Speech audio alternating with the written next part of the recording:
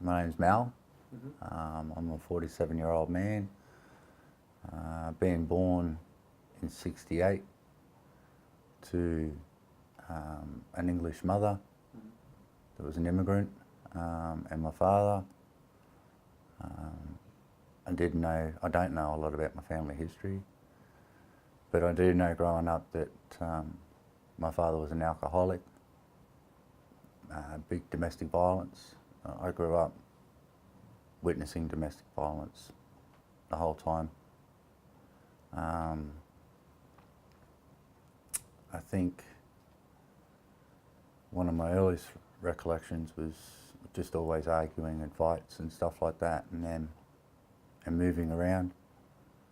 I think my parents started separating, I think when I was about 4, 5.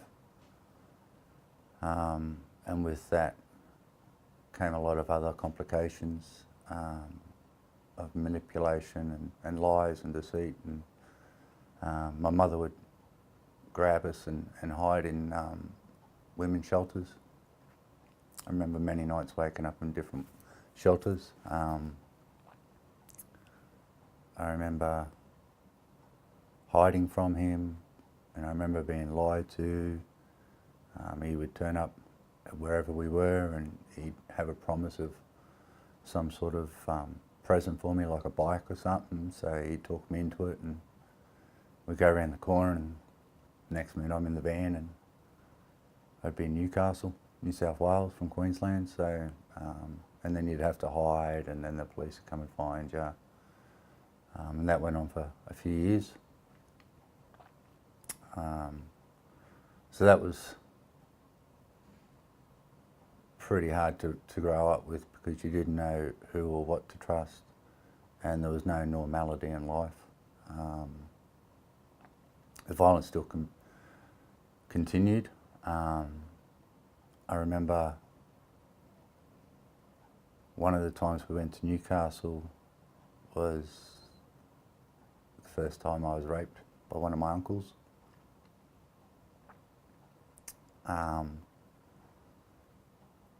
And sadly, that's still very visible to me. Going from there, the violence and the domestics continued. We would sometimes have a family meet on a Sunday at Anzac Park, Anzac Square in the city, and I remember I was real sick, and my father hadn't clicked what was going on, but we were actually going to go back to England, to my mother's side of the family. But at that time we were living opposite Boggerode Jail at Dutton Park. And I remember going to school this morning with my sister, and just when we got to the lights, I seen him up on the hill. So I grabbed my sister, because she was 1 year younger than me, and we went back to the house and told Mum. And Mum got dressed for work, walked us to school, and that was the last time I ever seen my mum. My father apparently picked her up. He was already intoxicated. He took her to a bushland on the north side of Brisbane, where they argued for some time. Then he decided to pull out an automatic .22 pistol, rifle that he'd already cut the barrel, cut the stock off, and decided to empty the cartridge into her. And with that, he just stayed there for a while. Then he went to his sister's place, and at this time my mother was still in the passenger seat, exactly the way she was shot. My auntie seen it, his sister. She freaked, and to this day she still has mental illness of those images. He wouldn't go to the police, so he went down to the Sandgate foreshore and he just sat there and looked at the ocean.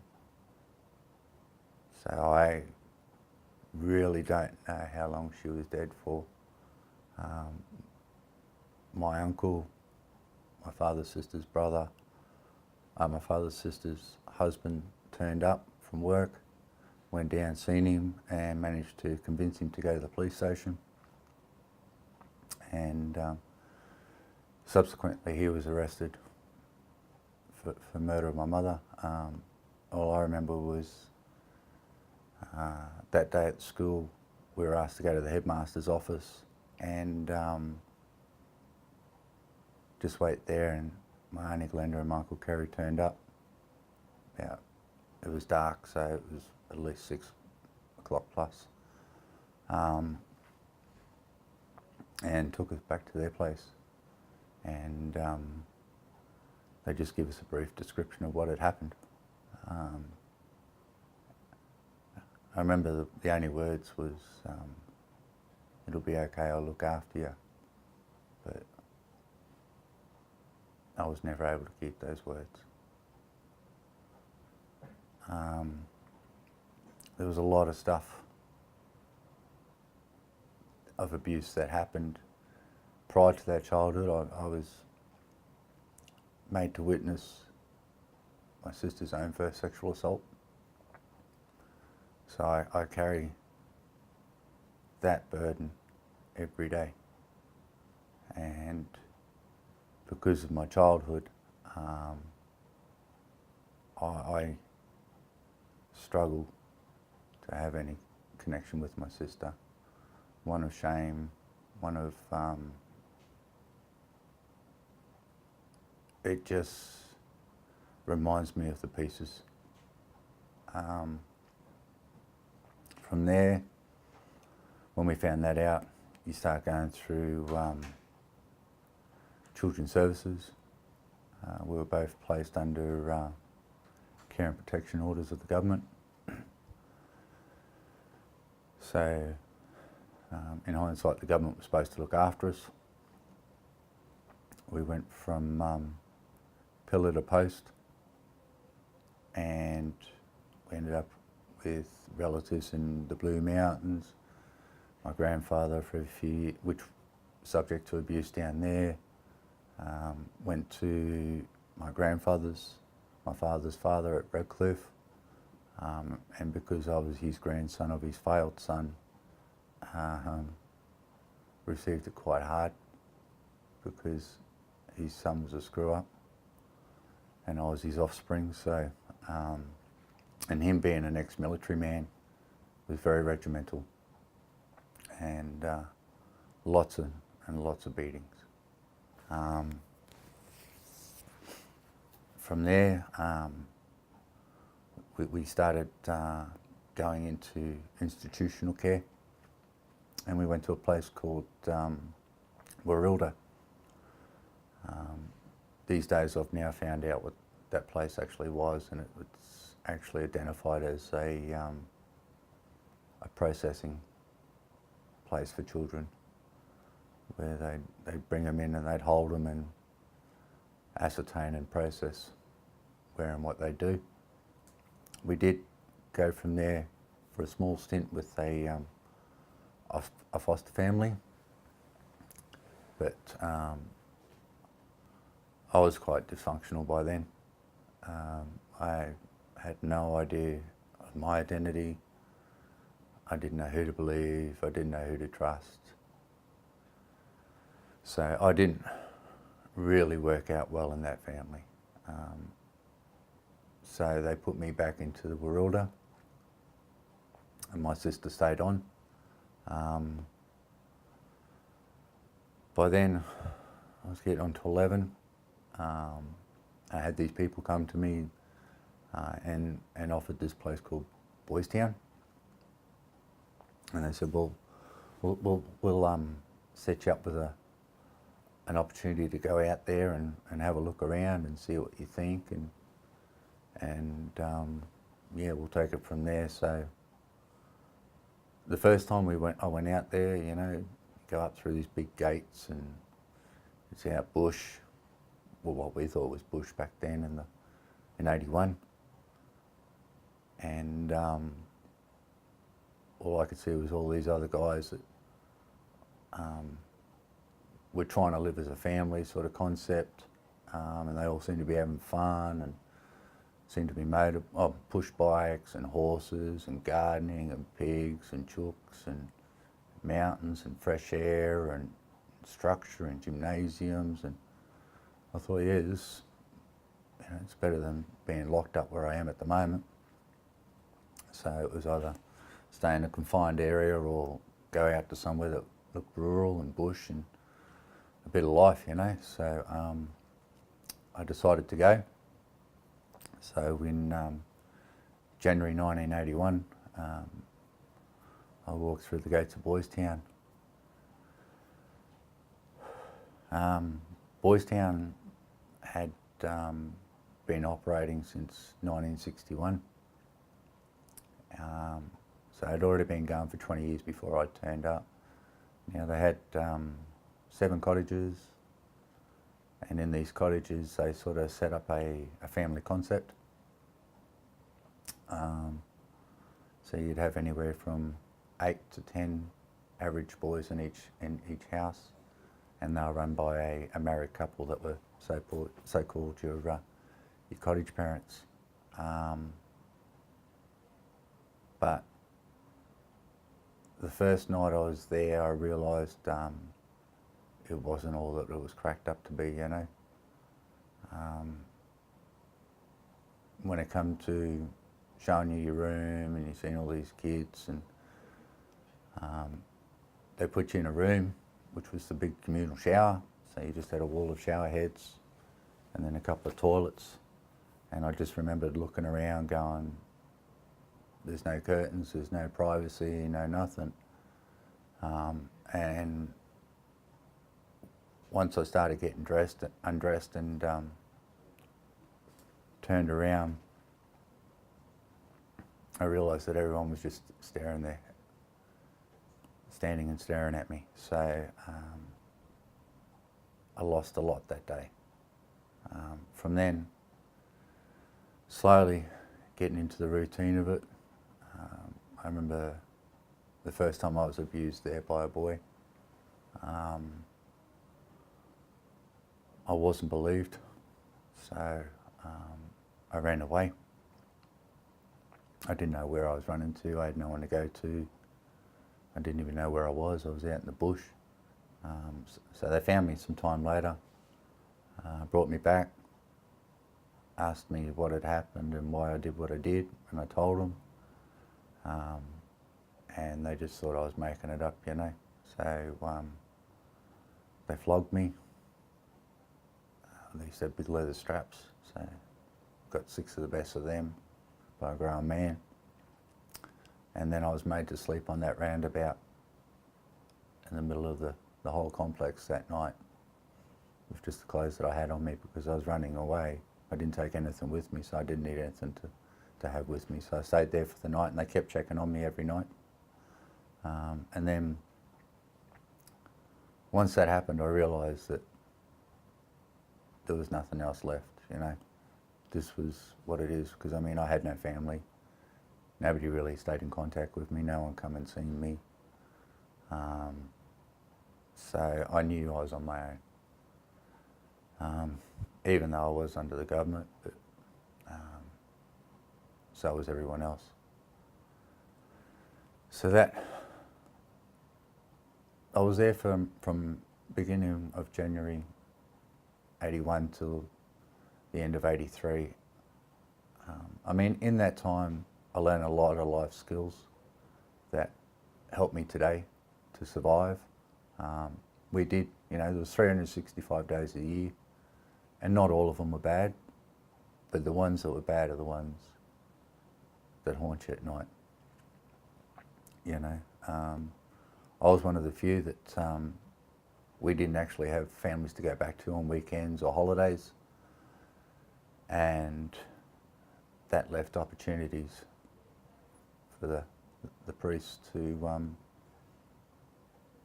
groom us, so to speak. But I remember we go out on hikes and they give us cigarettes all the time. Especially on holidays, you get a lot of cigarettes. I remember learning music.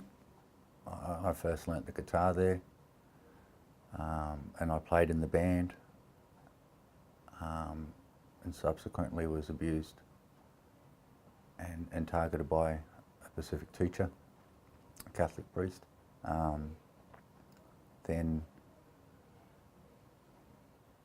by the end of it, in '83, I just turned 15, and yeah, that was it. I was out of Boys Town.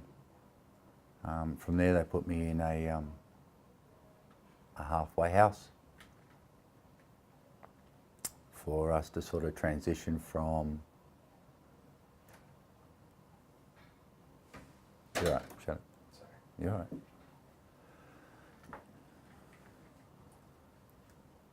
Yeah, so we went from there, from a transition to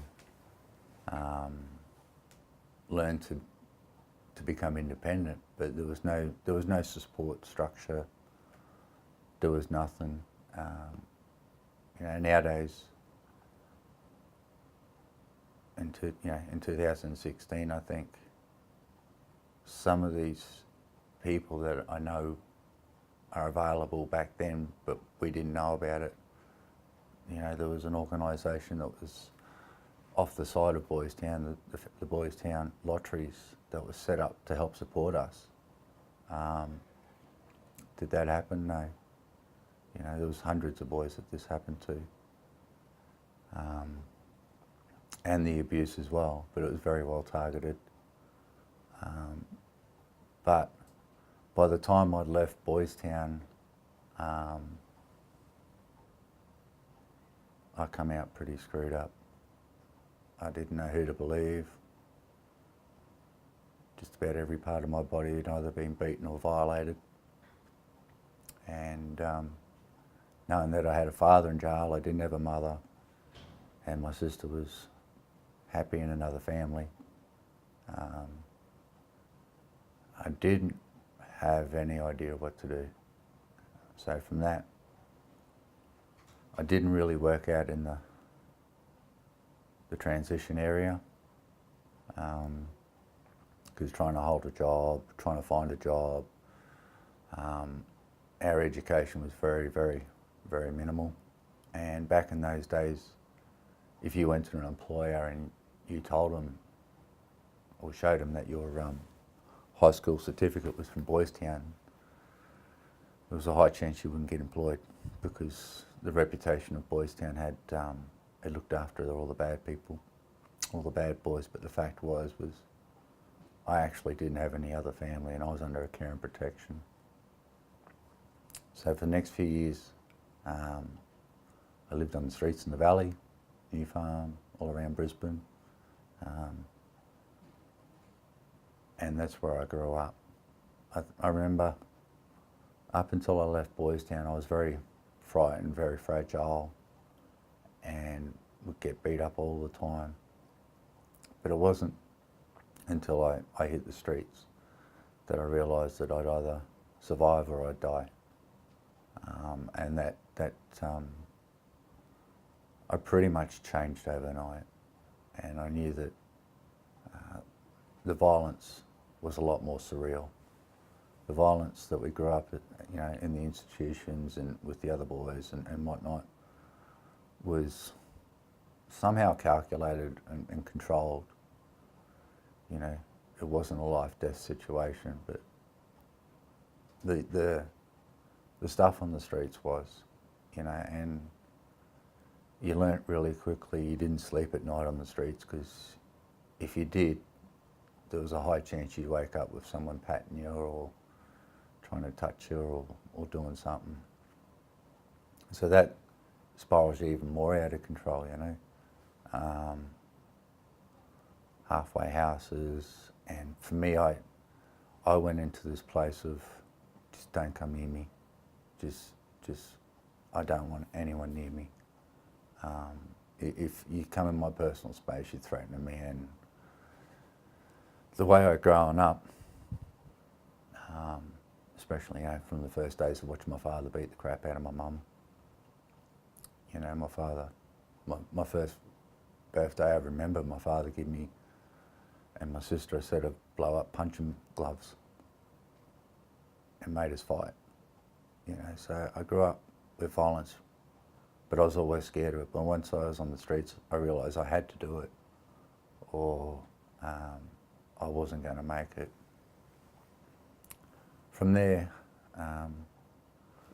I had one significant event that was a life-death situation, and with the threat that came with that, I left Queensland and went to Melbourne.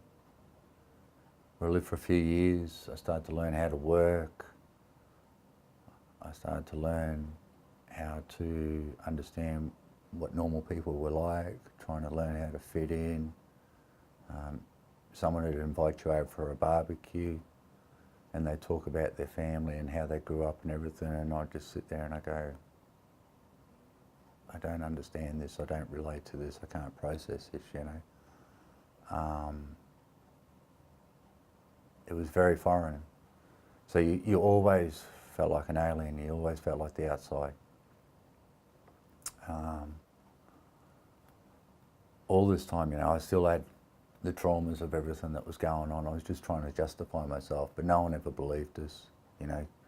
Back in those days, kids were seen and not heard. I always remember one of the funniest things now, but not back then, was you used to get a smack or a whack across the back of the head, or they'd flog you, and you'd start crying, and they're going, well, what are you crying for? If you don't stop, I'll give you something to cry about. And I'm like, well, no, you've already given me something to cry about. Why do you want to keep going further, So then you become heartless, you become emotionless. You just become blank. And with that, back in those days, that was a survival mechanism. And a lot of guys were like that. Guys just didn't talk, they act very macho. Things were sorted out with fists. With those days, there was alcohol, there was drugs, high violence, and violence anywhere from gangs, knives, seeing people shot. And a lot of people have died on the streets, especially around the Valley and New Farm and stuff like that. But growing up in Melbourne, I got to sample something different, So I realised I had to work, but I had no life skills. And my father was a butcher, but it's something I've always, anything that he's done, I've always stood against. He makes me rebel in every essence of what he stands for. So, I became a worker, played sports, I did football for a while.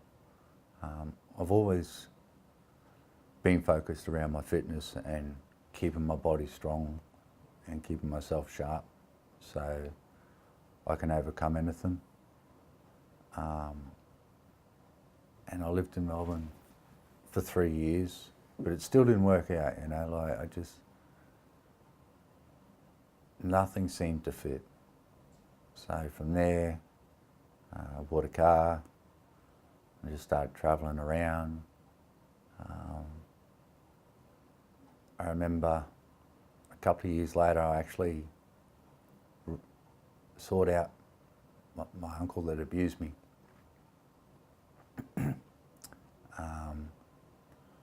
And unbeknown to him, I'd actually set it up because I was going to get my revenge. I actually wanted to kill him, but I didn't have the guts to. And that was really hard because, I blamed him for a lot, but I didn't have the courage to hurt him. So the next best option was just to get out. So from there, I bounced around from town to town, just working here, working there, and I ended up in a country town called Muswellbrook, which is where I guess in my early 20s, I actually started living. I first moved into the pub, and I was working at a local supermarket in the produce section, but I had a quick temper, and that was my problem. If I seen any injustice or if I seen someone being a bully, it was easy for me to resolve it.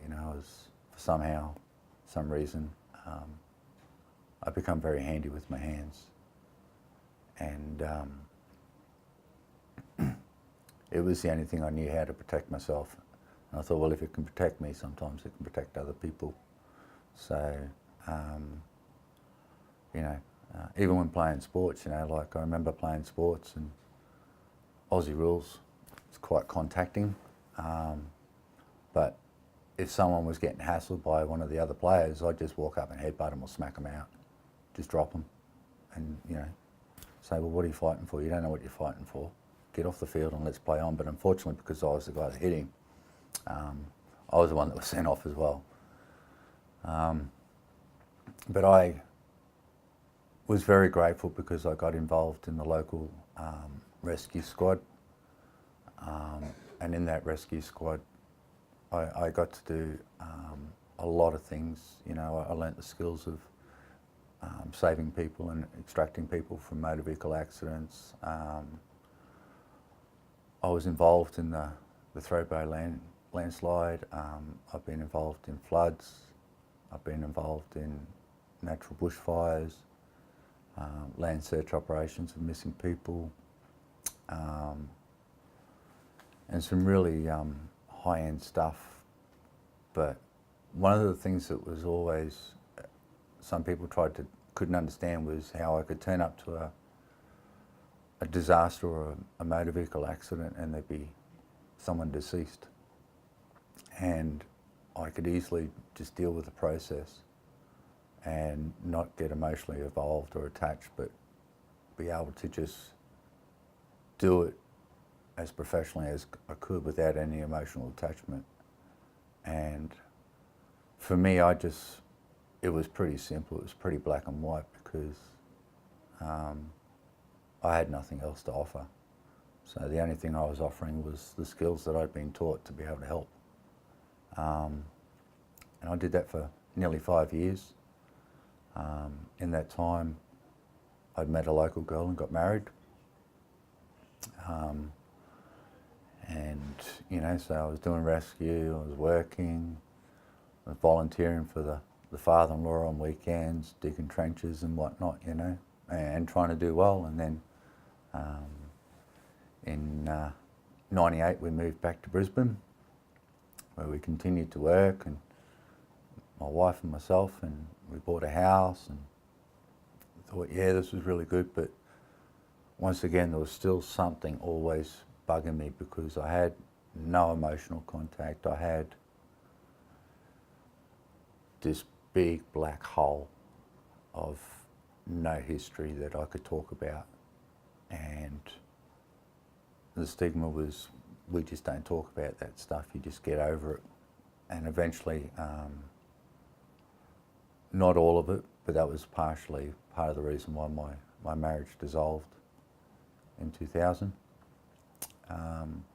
From that time, I got, after a small bout of getting into the bottle every night, I woke up again and got seriously into fitness and traditional martial arts, which was one of the best things I ever did.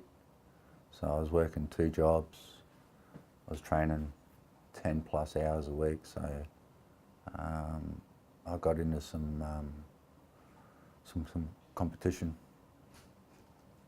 fighting, so to speak, and it was really weird because, 5'10" and 80 kilos, and I could stand up to a guy that was 6'2" and 125 kilos, and it wouldn't worry me, you know. To me, it was just another challenge, but I wasn't scared. Did that for a while, got successful with work, my home, and then I decided to educate myself again to try and get better. I've always just been searching, not to validate myself, but to make my situation better.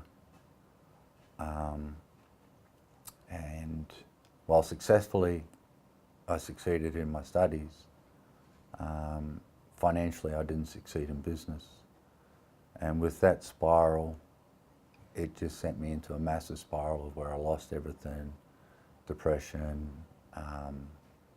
and that was over a course of about 4 years of just severe depression, to where it come to the stage where I had enough. I didn't want to die, but I didn't want to go on anymore. So, always been a very meticulous sort of guy, so I made sure everything was nice and clean and organised. I had passwords, doors open, fresh sheets on the bed, the whole lot, and proceeded to end it all, so we say. I was halfway through the process and it actually started it, and then something just stopped and I made a phone call, and that phone call and the responses from what those people did saved my life. Then I realised for the first time that there was something seriously wrong. I knew I had no idea what was going on inside me. I had no idea how to process it. I had no idea how to get help.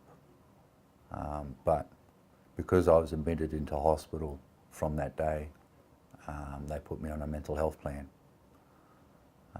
So then I went down the road of different types of therapies, of medication, essentially to different psychologists. And all this time I still never talked about my abuse. I still couldn't talk about my abuse. I could only talk about my situation and the events that I could prove what had happened to me through the history. So I started going on a journey of trying to gather information of my history to see if I could validate anything. And with some investigations, I was able to validate and get information from newspaper clippings of my mother's murder, his sentencing. I managed to get a lot of the documentation of when I was institutionalised, which a lot, unfortunately, is all blanked out. So I have hundreds and hundreds and hundreds of pages of paper that have a heading and a footer, but they're just blank. So while I still have empty spots inside me, the government gives me empty papers. But I still had to work it out. And then I started seeing this psychologist, but I kept focusing everything around my family, my sister, my connections with that. I still couldn't release the bit of the abuse on me. Then after that, I got onto the social network, and I found a page of Boys Town, and there was a few guys there, and I was really weary of it because I've never had anything to do with this place since the day I walked out those gates. Never been back. Every time I'd hear it on the TV or the news, I'd nearly be vomiting. But one of these guys made contact with me, and it took months and months of talking to me before I'd even meet him for a coffee. That was the first time I actually realised I wasn't the only one that was abused. I started learning other stories of other men, and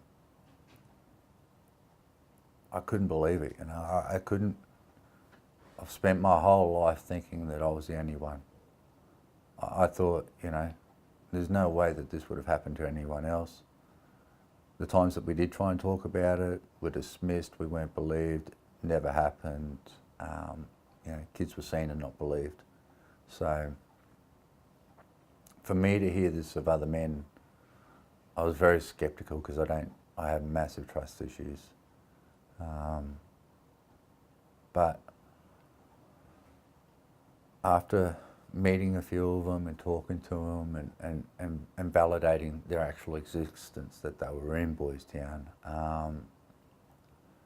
we approached, or someone approached Channel 9, and we came through with a 60-minute story to reveal the truth.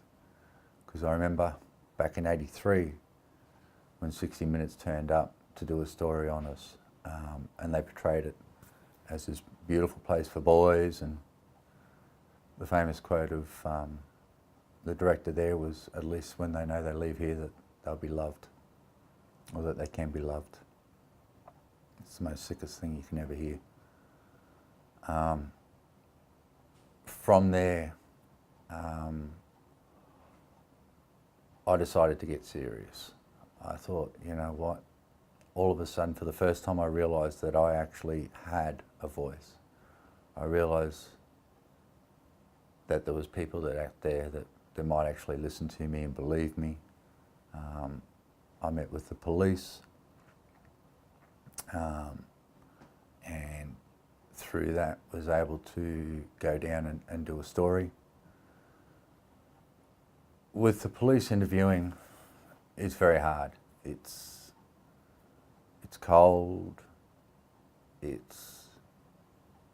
I mean, you don't expect to be walking into a fluffy room of fluffy bears and fluffy ears and everyone's having fun and singing Kumbaya, you know. But going in there, knowing what you're about to target and tap into is really, really hard. To be able to sit there and talk so someone can record and write this down is a very hollowing experience, because once again you are totally exposed with no protection, no cover, no dignity. And I mean, the police are there to do a job, and if I was someone on the other side having to listen to this stuff, I really wouldn't know how to process it or how to react. But I feel that hopefully we can get it better, because it has to get better. You know, going through that, I would do it again.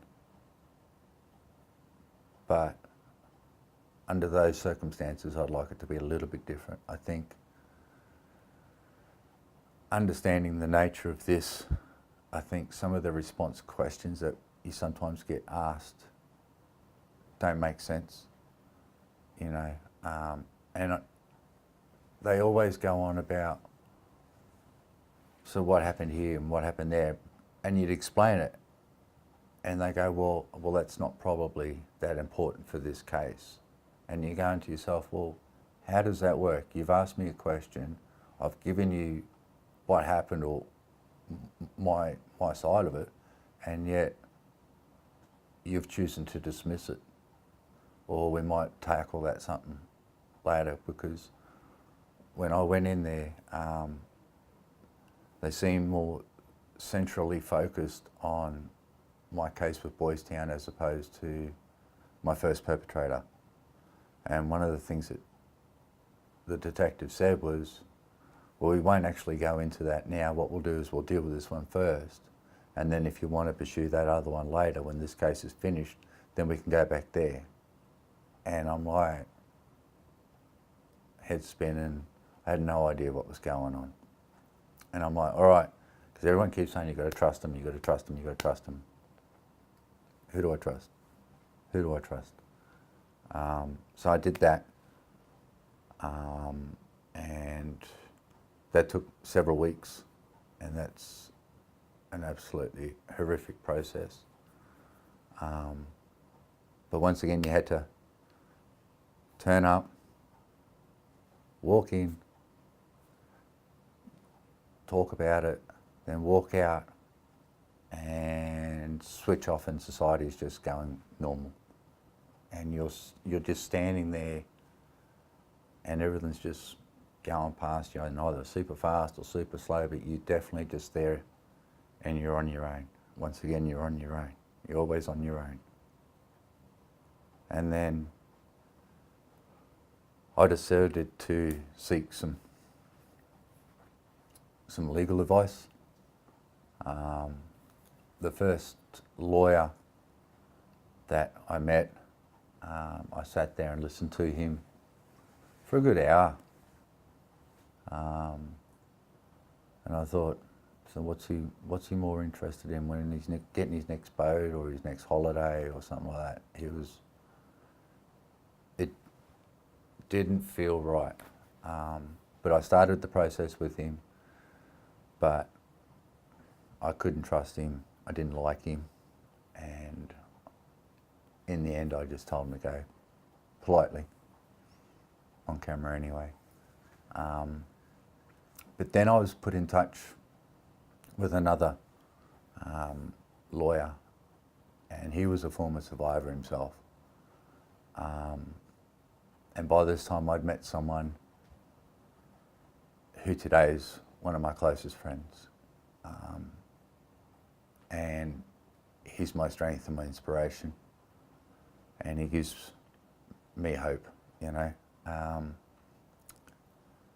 So he set up this meeting from someone he knew, and I met this guy, and it was funny. Within 20 minutes, not even that, it just clicked. I knew this guy got it. This guy was a former survivor of sexual abuse, and there was just something that was in that room that I just picked up, and I felt safe. For one of the first times, I felt safe with someone I could share my information with.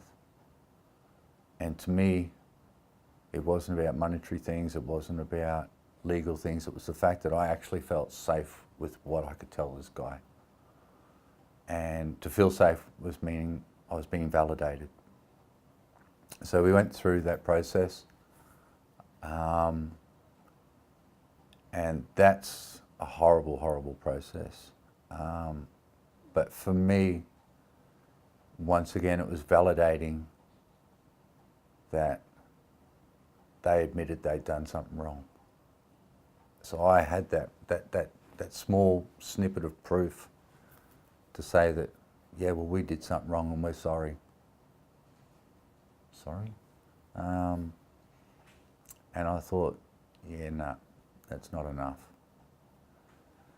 At this time, I was also the Catholic diocese, through their Towards Healing process, decided to set up counselling sessions with this independent, apparently, psychologist. So what they first said was, we'll give you blocks of sessions, but you'll have unlimited sessions forever, however long you wanted it. So you'd be working and you'd say, all right, I've got to have this day off, boss. So, yeah, I've got a specialist appointment. You don't tell people what you're doing.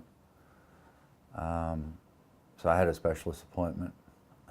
So you'd turn up, you'd meet and greet, and they'd tell you about the process and what we're supposed to be getting out of it, and how all this greatness is going to come out of being able to unpackage and go through and work out where it all fits. But what a crock of shit. In hindsight, what it was you turn up and they'd want you to start from day one, the trauma. What happened, yada, yada, yada. And then they go, oh, look, it's, look, our time's up.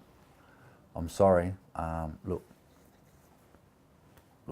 go outside, make another appointment, we'll pick it up where we left from here.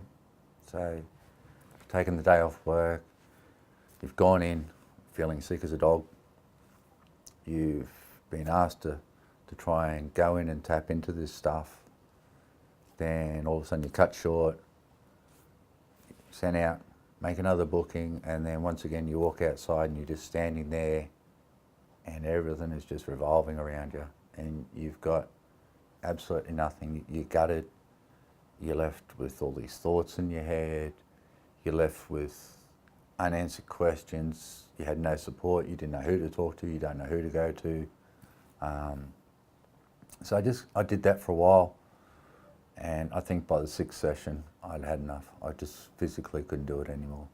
So once again I repressed, and I just thought, no, it's not working, it's not working. On and off with the alcohol, but always working, but dysfunctionally, just surviving, just dysfunctional and surviving. Then I was introduced to this man called Gary Foster. He'd living well about men's groups, and I went in there on 2 points, because one, I come from an institution that had over 2,000 men, boys, but now men, that for whatever reason may or may not have experienced similar circumstances, but definitely there was a high rate of dysfunctioning from most of those that come out of there. But for me, it's easy for me to act on that behalf of someone else than to actually admit it was for me. So I did some counselling, and that took a long time with trust.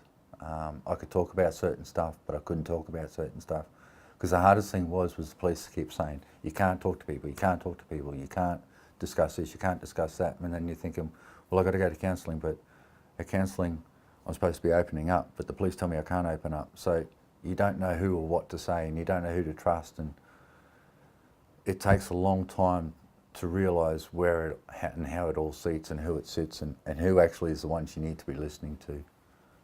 So, 3 odd years on into my counselling, while I'm still tapping in and learning to be able to share things,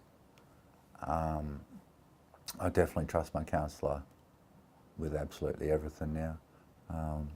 With that, I guess I graduated a little bit, and I was able to start on a men's group. With the men's group, it was really, really hard at start. You turn up and there's these other men in the room, and you're like, yeah, all right, men don't do this, like you hear it and you see it on TV, but I'm here, So I was very quiet for the first few weeks, but sometimes if I had something to say, I was very strong opinionated.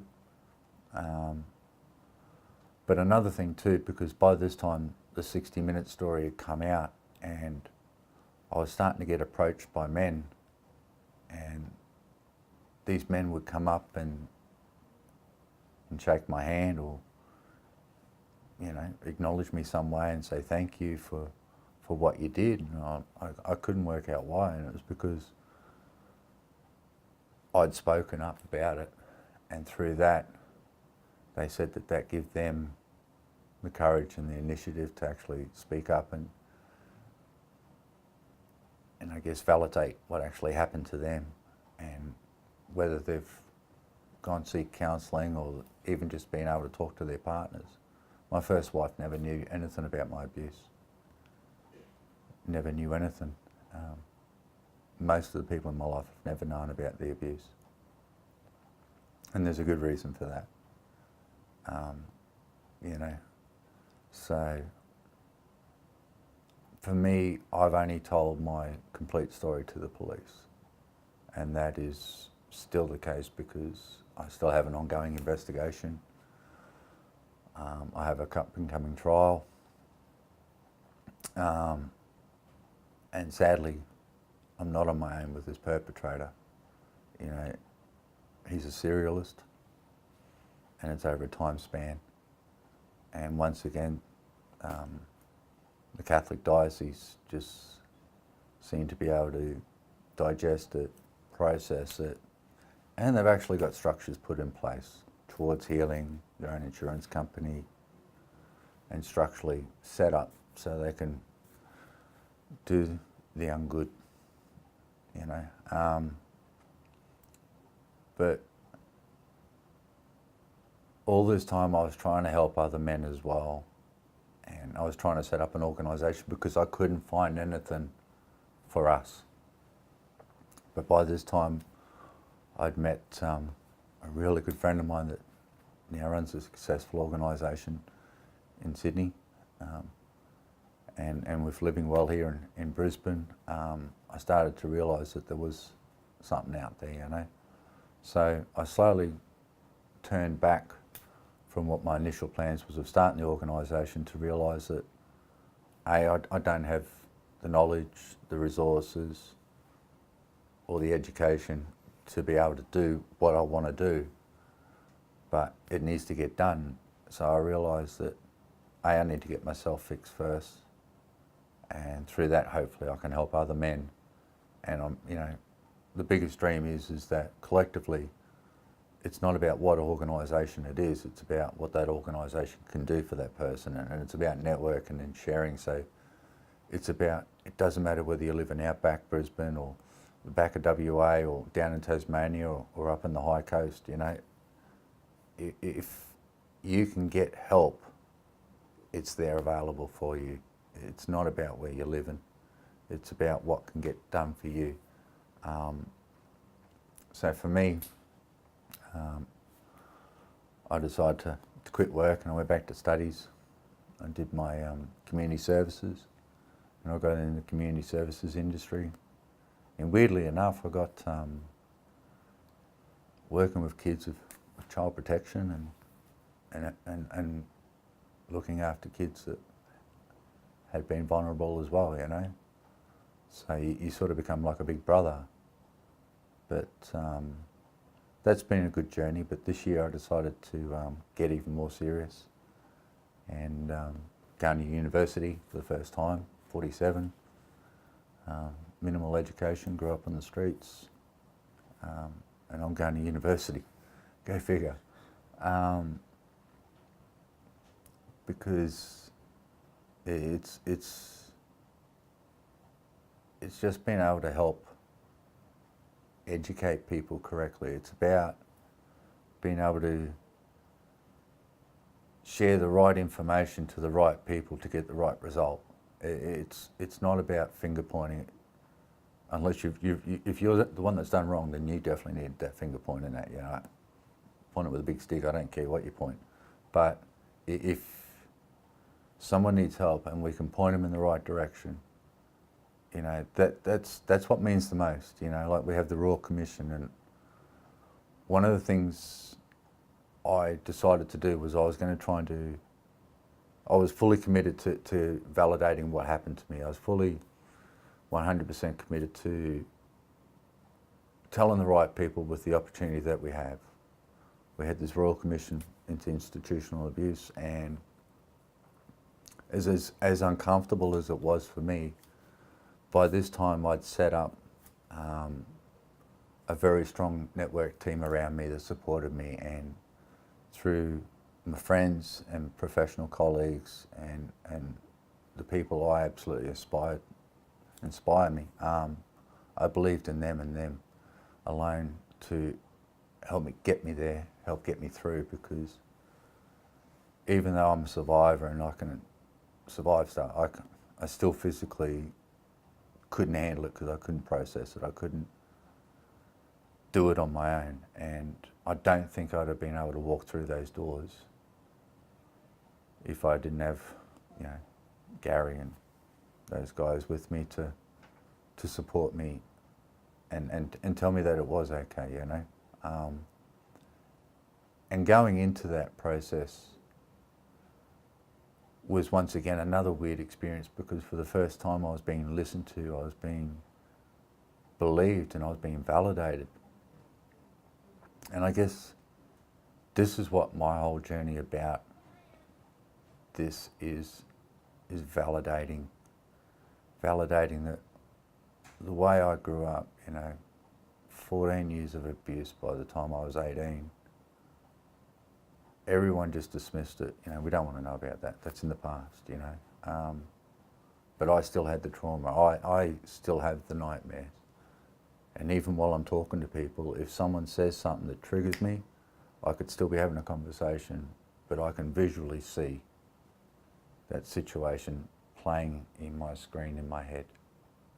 And that is the hardest part, how to work out how to process and deal with that. So there's been a lot of reading, a lot of study, a lot of delving into me, learning these tricks of mindfulness. Water is one of my biggest keys. Now a few years ago I decided to get back into my guitar. And through that, I heard about One Blue String, and the One Blue String to me is the one thing I can take with me anywhere that will keep me safe. It's not about how good I can play or what I can and can't play. It's the fact that I have something of recognition that validates my existence of a male being abused, that it actually does happen, and that men that are sexually abused are still human beings. We're still real. And the myth of, because I was abused by a pedophile, that I'm going to be a pedophile, there could be nothing further from the truth. I've never had kids because I'm too scared to be around children because of that ideal that was put in my head. Because I was perpetrated, I'll become a perpetrator. So I disassociated myself with children. I've never had kids because what I grew up witnessing was not what I wanted to bring a child into. So I'll never have a child. And at 47 now, that's just about it anyway. But that was my choice.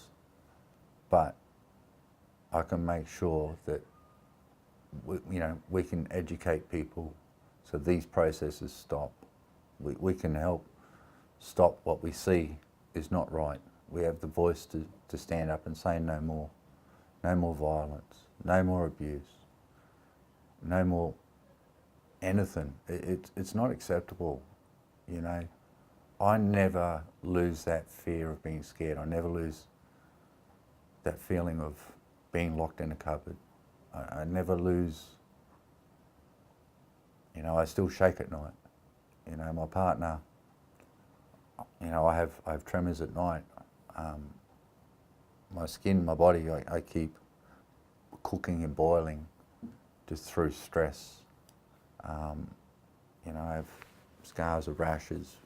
I've been to every dermatologist, specialist, hospital. I've had that many swabs, biopsies, tests, because they thought I had the skin diseases. They thought I had some parasite from overseas. They had no idea what was physically wrong with me. My whole body was as red as an ironing prod, and yet the doctors couldn't physically work out with all the technology they had what was wrong with me. And what's come out of it is stress, because what was so intently inside of me with my brain was physically cooking my body, and I was shedding my skin like a snake. So over night time while I lay in bed, I actually would near glow in heat, and my partner would just either wake me up to tell me to stop scratching, go have a cold shower, and I'd just wake up in pearls of sweat and nightmares. And I'm still scared to this day of sleeping with my partner, for the first time in a long time. And I know this sounds very trivial,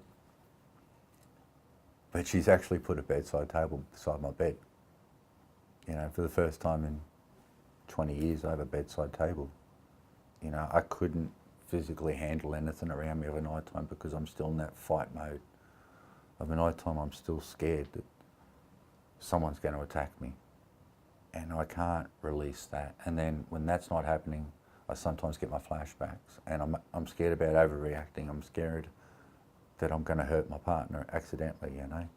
And I can't handle domestic arguments. I can't handle confrontation in my family. My home is my sanctuary and it's my safe place. We have music, we have openness, we have great food, conversations, we talk. I am extremely lucky to have her, because for the first time I can share something. And it's not easy, but I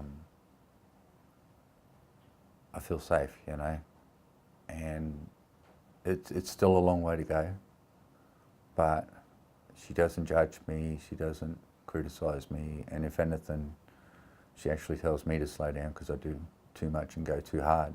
But she's taught me some really, really key values of things I never knew. And look, this relationship thing, man, it is super, super hard. I mean, people that knew me a few years ago, I was like, I ain't having a bar of this shit. No way in the world, you know. Men are from Mars, women are from Venus, and that's it. It's black and white. And I could not see myself in a relationship because most of my life I've been alone. You know, I had one long marriage, we were together nearly 10 years, and then I was single again. Play around a bit, but always predominantly single. So for me to get into this relationship and try was very foreign. I had to learn how to get into a relationship. So with that, I had to get talking with my counsellor to understand what I need to do to learn to be, if I want to be successful in my relationship. Anything and everything we want to do, I have to learn, because these processes didn't come normal. What I grew up with wasn't normal. That's not people, how they live, that's how people survive from something. So doing this process now, and it's all coming together and it feels great, and I'm like super happy, but you know, I'm also in the point of where I'm just about to go to court for the big bang. I'm about to go to court and face my perpetrator in the High Court. So as someone who's always stood alone and fought alone and backed myself in a corner and been able to successfully walk away from it, regardless whether I'm scarred or not, having the added pressure of having someone else in my life is something that's very new. And I still struggle with sharing, but that's a challenge I want to learn. I'm learning that there is more to it, and that's the exciting part for me, you know. Soon I'll get married, hopefully, continue in the music, continue in my studies, and hopefully be able to find some peace, you know. The scars will never go away, but the severity of them will. You know, the nightmares won't go away, but the severity of them will. I think tapping in with Gary and the living well, we can cut that out. So can I just ask you a question? A couple of questions. Yeah. So if I kind of just drop back and go, if you were going to talk to counsellors who were going to talk with you, and you've kind of covered it, so we can use that.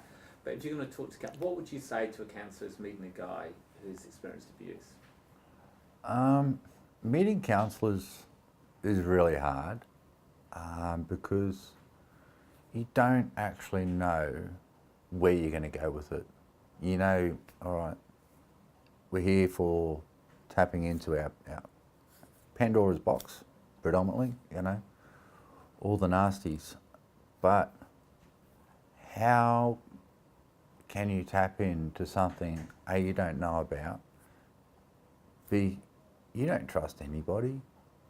And after doing the psychology ones, I thought, oh my God, you know, is this another one of these avenues? Because if it is, I'm out of here. You know, it's hard enough to deal with what I've got anyway without having someone academically go, well, this is how we do it. You know, it's not a Will Smith song. You know, it's real life. So understanding, I guess, first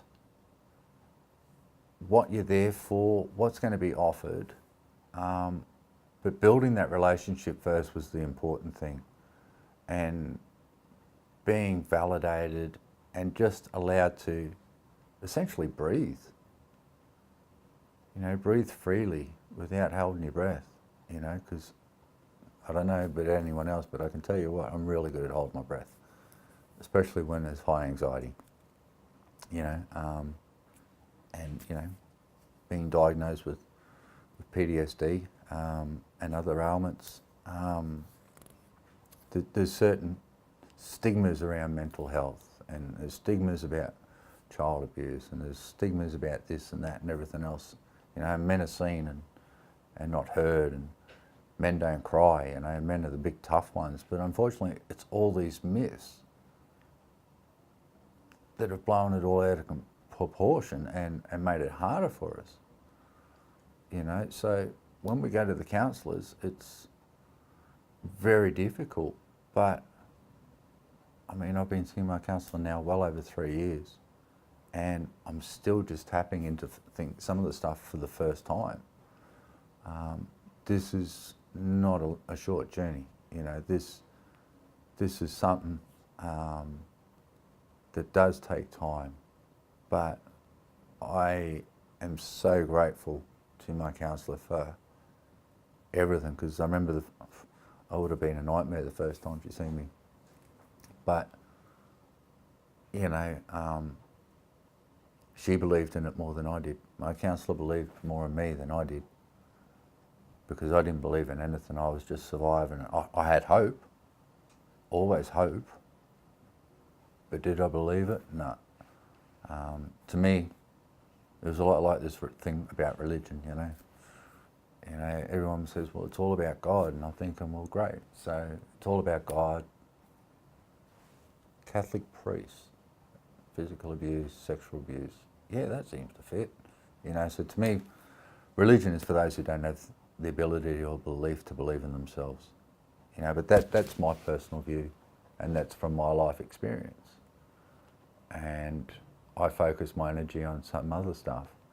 But one of the key things with counselling, and I talking with other men that have done counselling, and that one of the key things is you're going to get tools. And like anybody, if you don't use those tools and practice those tools that you're given, then you're just going to listening to a lecture.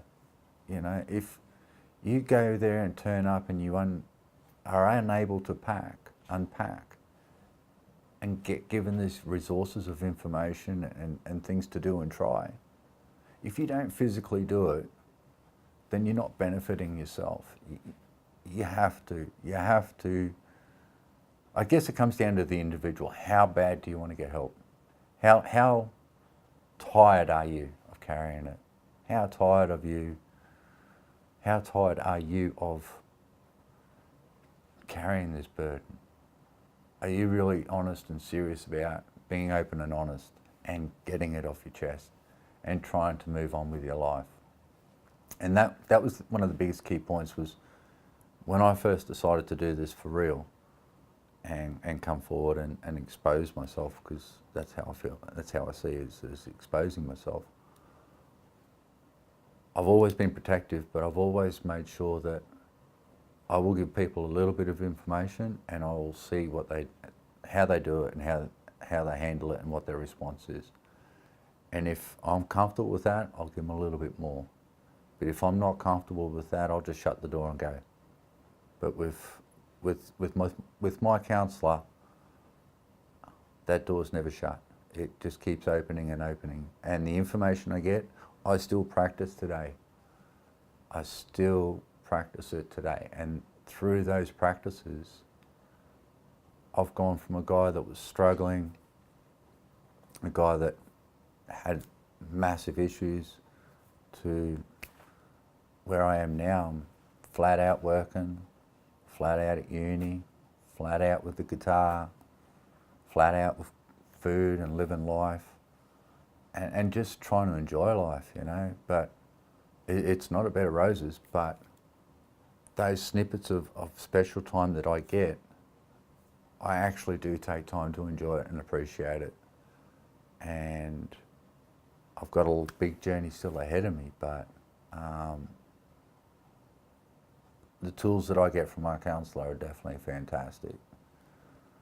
But I think some of the higher academic people need to actually stop and listen and learn a little bit, because while they have great intentions, they have no idea.